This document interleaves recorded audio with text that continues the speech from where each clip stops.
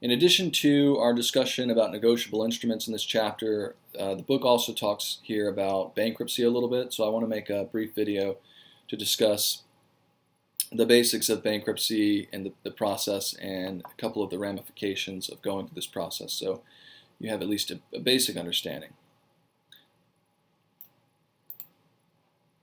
Alright, so filing for bankruptcy, this is a process that the situation you get into when your financial situation is such that you've basically run out of options.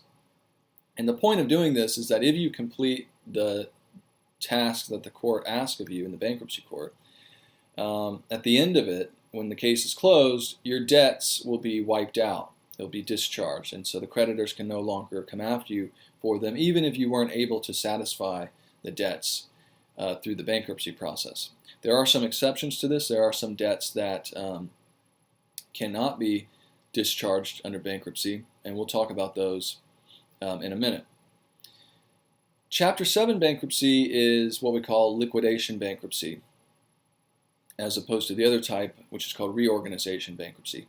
With liquidation, this is a situation that's dire enough that all we can really do is sell off your assets, whatever you have, and then take whatever little money we can get out of that and distribute it amongst your creditors in the order of their priority. And we'll also talk in a minute about what kind of creditors get priority over others.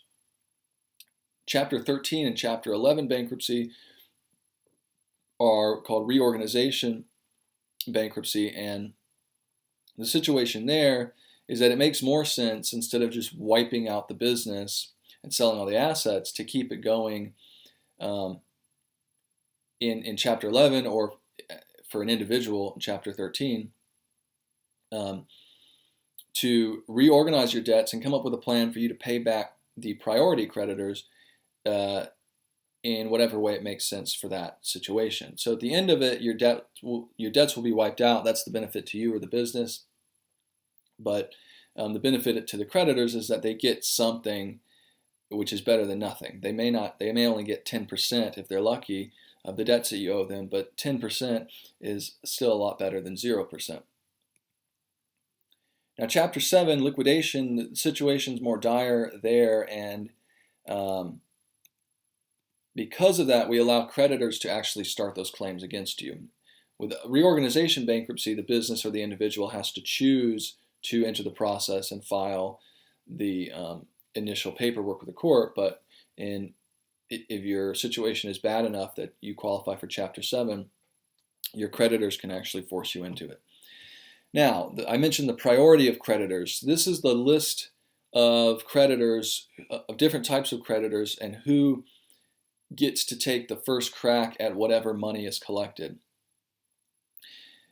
So in other words, we have a little bit of money to reorganize and come up with a payment plan, or we're going to liquidate a limited number of assets, or hardly any at all, and we're going to have a small amount of money to work with, and obviously a lot of debt because you're in bankruptcy and maybe a very large number of different creditors.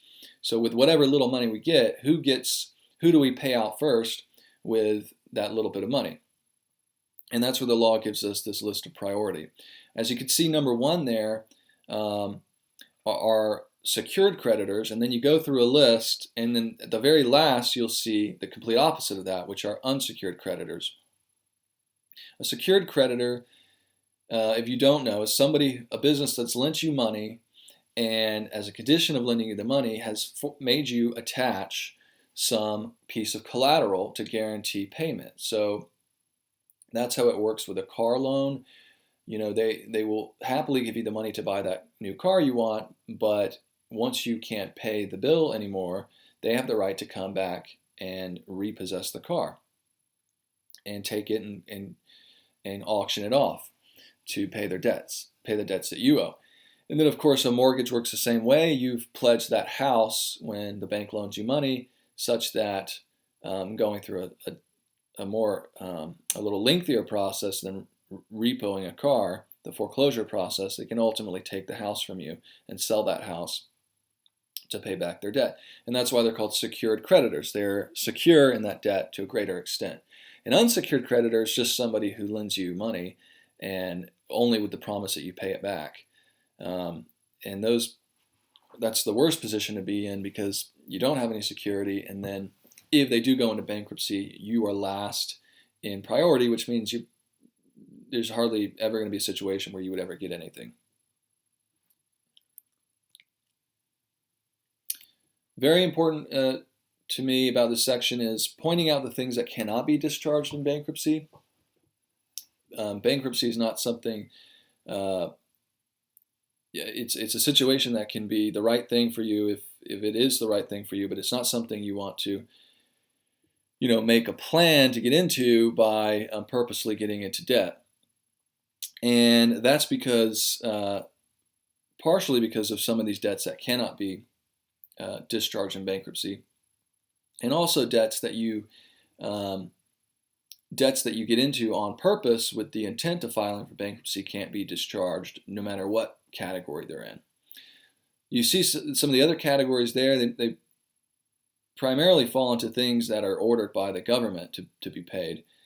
And then student loans is a big category that generally cannot be discharged in bankruptcy. Now, there are rare situations where they can, like if a person was defrauded by a college.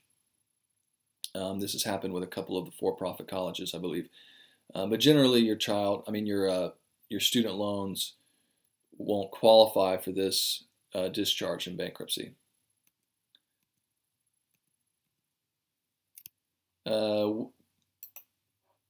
One more thing just mentioned about bankruptcy in case I didn't. The initial benefit of filing is that your creditors have to cease contacting you about these debts, and they must file everything through the bankruptcy court.